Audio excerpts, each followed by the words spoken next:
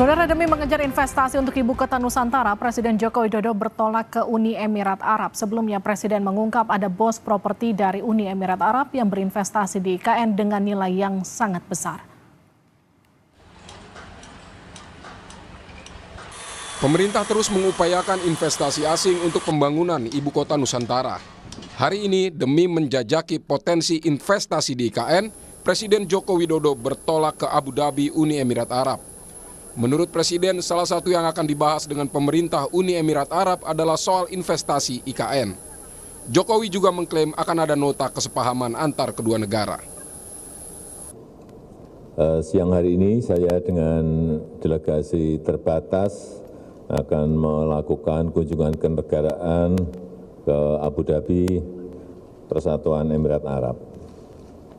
Dalam 10 tahun terakhir, hubungan Indonesia dan Persatuan Emirat Arab meningkat dengan sangat pesat, terutama di bidang ekonomi dan investasi. Ya, beberapa nanti akan ada tanda tangan MOU B2B yang disaksikan oleh kedua pemerintah Uni Emirat Arab dan Indonesia. Pemerintah tampak mengerahkan segala upaya untuk mewujudkan ibu kota Nusantara. Bahkan demi menggoda investor, pemerintah menawarkan hak guna usaha atau HGU di IKN hingga 190 tahun atau hampir 2 abad. Ketentuan HGU hampir 2 abad itu tertuang dalam Peraturan Presiden Nomor 75 Tahun 2024 tentang percepatan pembangunan ibu kota Nusantara. Sesuai dengan undang-undang IKN yang ada, kita ingin memang OIKN, otoritas IKN itu betul-betul diberikan kewenangan untuk menarik investasi yang sebesar-besarnya, baik investasi dalam negeri maupun investasi luar negeri.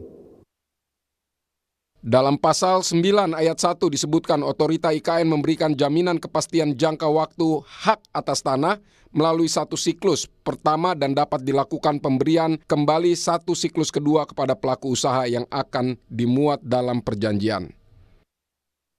Sementara di pasal 9 ayat 2A disebutkan hak guna usaha untuk jangka waktu paling lama 95 tahun melalui satu siklus pertama dan dapat dilakukan pemberian kembali untuk satu siklus kedua dengan jangka waktu paling lama 95 tahun berdasarkan kriteria dan tahapan evaluasi.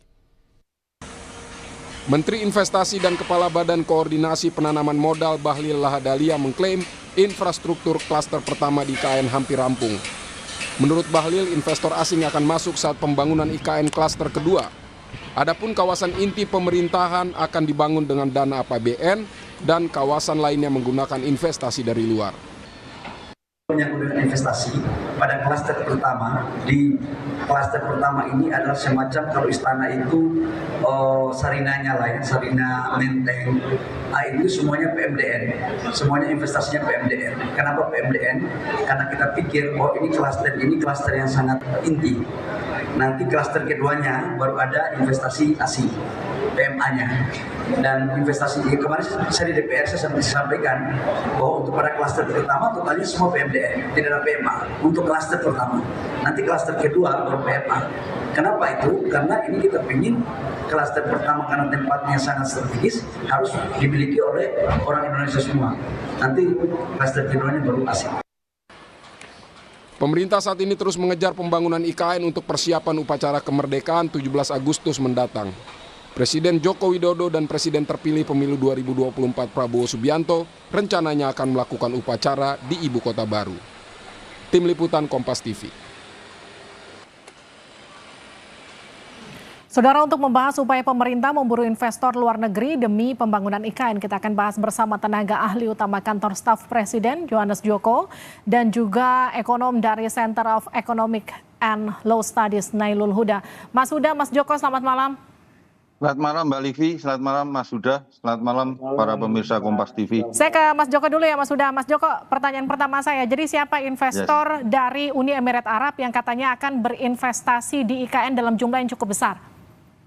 Ya kita tunggu saja nanti Mbak, karena ini kan Pak Presiden dan rombongan sedang dalam perjalanan menuju Uni Emirat Arab. Ya kita tunggu saja nanti hasil dari pertemuan di Uni Emirat Arab. Kabarnya Kejutan, Presiden begitu, Mbak. datang ke sana sudah akan tanda tangan MOU, artinya sudah deal soal kesepakatan ini ya? Mudah-mudahan seperti itu, Mbak. Itu yang kita harapkan, karena bagaimanapun juga ini adalah komitmen Presiden Jokowi untuk terus memastikan bahwa keberlanjutan pembangunan IKN, walaupun sisa pemerintahan ini hanya tinggal beberapa bulan, tetapi komitmen ini betul-betul dijaga oleh Bapak Presiden untuk keberlanjutan pembangunan IKN begitu, Mbak. Boleh tahu dong nilai investasinya, Mas Joko? Iya, tunggu saja Mbak besok, Mbak. Jadi biarkan nanti kan Pak Presiden dan tim yang akan langsung menyampaikan. Kalau saya yang menyampaikan nanti offset kita, Mbak. Oke, saya ke Mas Huda dulu. Mas Huda, jadi apa sebetulnya plus minus IKN di mata investor asing? Iya, Mbak. Jadi menarik ya, bahwa kalau kita telusuri kita sudah banyak sekali klaim untuk investor asing itu masuk gitu kan. Terakhir, kalau saya nggak salah ingat gitu kan, sebelum Pak Bambang itu mundur dari Ketua Badan Otorita IKN, itu Pak Bambang menyebutkan sudah ada investasi asing yang ingin eh, berinvestasi di IKN, tapi hingga saat ini itu tidak ada gitu kan. Dan ini yang saya rasa sih sebenarnya jurus sudah dikeluarkan semuanya hingga HGU yang dia berusia hampir 2 abad gitu kan. Tapi memang belum ada investasi konkret yang masuk gitu kan. Kalau saya lihat itu baru hanya letter of intent gitu kan, atau letter dari ketertarikan, jadi ketertarikan dari investor asing untuk masuk ke IKN, tapi belum ada investasi yang real yang masuk ke IKN dari asing ya. Jadi kalau kita investasi tunggal dari asing itu belum ada, yang ada hanya investasi dari sektor swasta nasional dan juga APBN lagi. Oke, tapi kan sudah ada ibaratnya apa ya, katakanlah tanda tangan ketertarikan antara investor asing untuk masuk Indonesia, meskipun wujudnya masih belum ada. Yang jadi pertanyaan saya gini, ini kan sudah dikasih HGU hampir 2 abad, 190 tahun. Apa yang membuat belum juga ada bukti konkret bahwa investor itu masuk ke IKN? Apakah karena memang progres IKN masih belum terlihat begitu? Iya, Mas Huda? ke saya ya Mbak ya? Yes. Iya Mbak.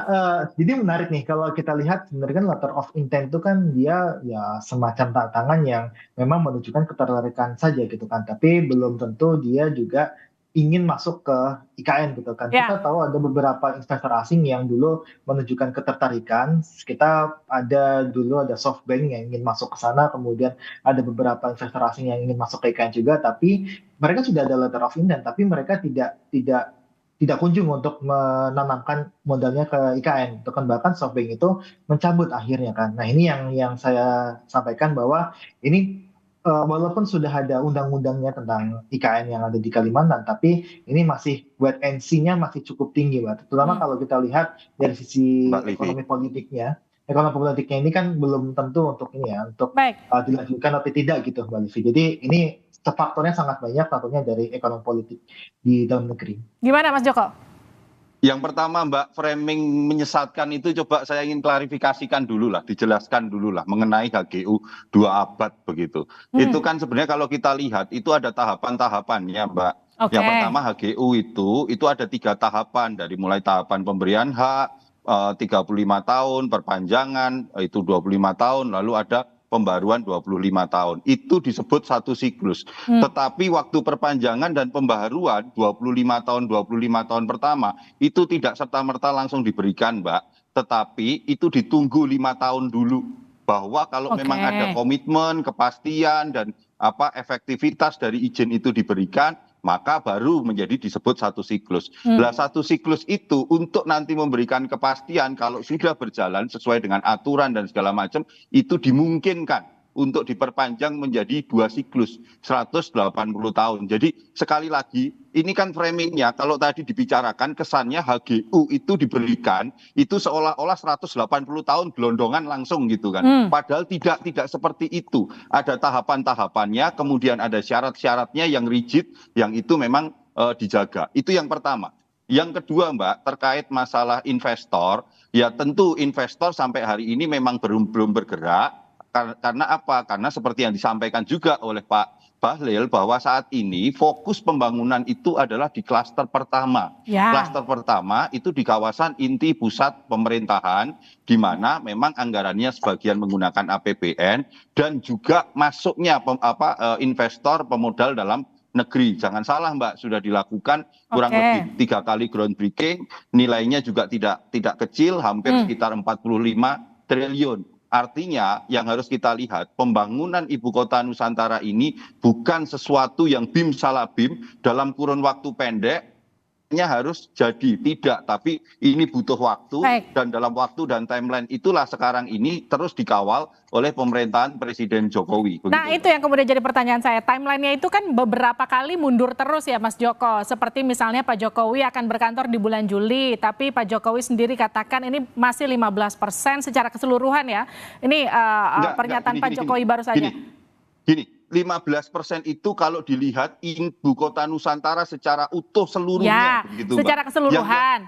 Yang keseluruhan. Tetapi dalam tahapan kenapa Pak Presiden itu tanggal yang harusnya Juli ini berkantor di sana, tetapi itu tidak bisa dilakukan karena ada beberapa pembangunan teknis kecil, detail-detail kecil yang itu tidak bisa dilakukan karena kendala cuaca. Seperti yang disampaikan oleh Pak Menteri PUPR, Pak Basuki, bahwa dari misalnya 30 hari itu hampir hanya 8 hari saja yang terang, yang tidak ada hujan. Kita tahu sendiri musuh dari pembangunan konstruksi itu kan hujan begitu Mbak.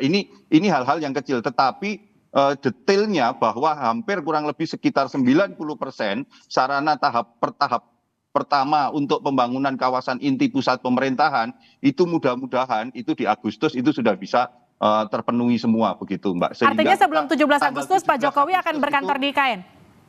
Kurang lebih seperti itu karena tanggal 17 Agustus itu akan diadakan upacara kemerdekaan kita untuk pertama kalinya di ibu kota Nusantara. Oke, saya kembali ke Mas Huda. Mas Huda, jadi coba jelaskan ke saya atau ke kami semua kenapa kemudian IKN masih belum terlihat menarik, khususnya buat investor asing sampai meyakinkan mereka untuk menanamkan modalnya di Indonesia.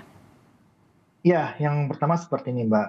Jadi memang apa yang dikatakan oleh Bahlil itu kan ya kita nggak tahu ya apakah itu cuma klaim belaka, karena kalau kita lihat Presiden ke Amerika ketemu sama Elon Musk dan sebagainya, yang terjadi dia cuma jualan Starlink-nya aja gitu kan. Jadi ini yang harus diklarifikasi oleh Bahlil sendiri, yang dia sudah klarifikasi kan sebenarnya ada klaim investasi masuk, tapi sebenarnya dia terakhir dia mengklaim belum ada investasi asing yang masuk. Itu yang pertama. Terus kemudian yang kedua itu adalah ketika kita melihat bahwa ini loh untuk dibangun ring 1, kemudian baru ring 1 udah jadi, terus ring kedua dan sebagainya. Harusnya ketika ring 1 udah jadi, terus kemudian tahap kedua itu sudah mulai groundbreaking kan. Harusnya seperti itu. Harusnya ada investor yang masuk ketika sudah ada, oh ini loh udah mau jadi sebagainya, dan saya rasa sih itu belum terlihat dari investasi asing yang masuk gitu kan. Nah, kenapa saya bisa bilang dulu ya, saya pernah bilang bahwa ini proyek yang sangat ambisius dan berpotensi mangkrak gitu kan. Karena apa? Karena kalau kita lihat Mbak, ini kan sudah sekitar 75 anggaran APBN yang digelontorkan dan jatahnya hanya 15 triliun lagi gitu kan. Nah, tapi hingga saat ini belum ada investasi yang masuk. Harusnya itu ketika 50 triliun itu sudah dianggarkan, itu harusnya ada investasi yang masuk ke IKN gitu kan. Nah ini karena ada politik yang juga belum pasti, kita terakhir kalau bisa kita sampaikan bahwa Pak Prabowo juga ragu gitu kan, dan beberapa yang memang menunjukkan bahwa ke depan IKN ini bisa jadi ini juga menjadi kota-kota yang mati gitu kan, kayak semacam kayak Myanmar ketika ibu kotanya itu dibangun, pemerintahannya emang di sana tapi emang ekonominya tidak ikut serta-merta dari Jakarta pindah ke IKN gitu kan. Nah ini yang ditakutkan sebenarnya, jadi kita takutkan hanya ada bangunan aja yang pindah tapi ekonominya nggak ikut pindah ataupun berkembang di kawasan IKN itu sendiri. Nah kan gini, ada beberapa persepsi mungkin saja terkesan kita yang nggak sabar untuk melihat investor masuk ke Indonesia karena memang progresnya IKN juga masih terus berjalan begitu ya. Tapi katakanlah gini, kalau kita membandingkan dengan negara-negara tetangga, ada Vietnam, ada Malaysia yang juga ibu kotanya pindah begitu ya. Itu gimana Mas Huda kalau dibandingkan dengan progresnya IKN sekarang? Iya, Jangan salah Mbak, bukan IKN ya, ibu kota di Malaysia yang dia pindah dari KL ke Putrajaya itu kan tidak memerlukan waktu tempuh yang lama gitu kan. Dia masih bisa dijangkau, kemudian juga pembangunannya bukan dari nol juga gitu kan. Nah, kita kan dari IKN ini kan dari hutan gitu kan. Dari hutan yang dibabat, kemudian juga ada tanah adat yang di eh, ya di istilahnya dipaksa untuk dirubah jadi IKN dan sebagainya. Saya rasa itu juga miris juga gitu kan, Mbak. Nah, makanya ini kalau saya boleh bilang gitu kan, ini bakalan jadi bangunan-bangunan pemerintahan. Tapi kalau untuk dia ekonominya pindah ke IKN, itu saya masih meragukan gitu kan. Bahkan kita bisa bilang bahwa nggak seperti yang berhasil untuk pindah IKN atau pindah ke IKN, tapi saya rasa hanya pindah pemerintahannya, tapi ekonominya akan tertinggal tetap di Jawa gitu kan. Nah ini yang sebenarnya kita takutkan Mbak, karena kita lihat kalau misalkan investor itu kan sebenarnya kan mencari keuntungan gitu kan. Ketika investor asing ini dia tidak ingin masuk ke IKN dengan cepat gitu kan, harusnya kan rebutan kan. IKN ini bagus, terus kan rebutan. Investor asing yang akan masuk cara besar-besaran gitu kan. Tapi pada saat ini itu tidak ada investor asing yang masuk gitu kan. Artinya memang ini secara kalkulasi ekonomi tidak menguntungkan bagi mereka gitu kan. Nah makanya ini sering kali saya sampaikan harus hati-hati Oke. untuk menyelesaikan di IKN ini Mbak. Nah itu pertanyaan buat Mas Joko. Jadi gimana Mas Joko? Apakah betul IKN itu berpotensi untuk tidak menguntungkan atau kita memang nggak sabaran? Mbak, segala masukan yang disampaikan Mas Huda itu tentu itu menjadi masukan bagi kami di pemerintahan Presiden Pak Jokowi ini untuk memastikan IKN terus berlanjut. Tetapi saya ingin sampaikan gini, ada beberapa fakta di lapangan. Faktanya adalah pembangunan IKN hari ini terus berjalan dengan speed yang luar biasa. Kalau kita melihat apakah itu menguntungkan atau tidak, kita ini bukan sedang membangun kota, bukan membangun berhitung dengan cara berpikir swasta begitu. Tetapi yang harus kita lihat ini adalah mewujudkan tentang visi Indonesia Emas begitu. Kalau kita bicara tentang mewujudkan visi saja seperti yang disampaikan Mas Huda tadi penuh pesimisme, lah bagaimana kita bisa mewujudkan visi itu begitu loh Mbak. Ini kan yang harus sama-sama kita jaga bahwa kalau secara tahapan-tahapan dalam kami yang di kantor staf presiden itu tahu bagaimana tahapan-tahapan ini berjalan sesuai masih on the track begitu, bahwa ada proses-proses yang belum berjalan, ya memang belum sampai di tahapan itu begitu. Kita ini kan jangan lupa, kita mulai membangun IKN itu full speed itu baru 2 sampai 3 tahun terakhir setelah pandemi COVID. Pada titik ini percepatannya seperti ini juga sudah luar biasa. Dan bagaimana juga para investor dalam negeri itu sekarang yang saya sampaikan tadi itu sudah sampai pada tahap ketiga groundbreaking, jumlah investor yang masuk itu sudah 44 triliun. Apakah kita selalu berasumsi selalu kita melihat investor asing? Ini dulu kita bereskan sambil kita berjalan begitu loh Mbak. Artinya gini, kalau saya butuh ini aja penekanan dari Mas Joko. Kalau kita kemarin terlambat atau katakan gini menunda untuk kepindahan presiden berkantor di IKN di bulan Juli ini, apakah ada kepastian 17 Agustus kita yakin akan menyelenggarakan upacara kemerdekaan pertama kali di IKN? Jadi yakin Mbak, dan seyakin-yakinnya sampai hari ini itulah yang menjadi arahan dan instruksi dari Bapak Presiden Jokowi. Kami masih yakin dan besok dalam minggu ini saya dan tim dari kantor staf presiden dan beberapa kementerian dan lembaga juga akan berangkat ke IKN untuk memastikan persiapan 17 Agustus itu. Oke, terima kasih Mas Joko, terima kasih Mas Huda sudah bergabung bersama kami di Sapa Indonesia Malam. Sehat-sehat. Terima kasih Mas Huda, terima kasih Mas.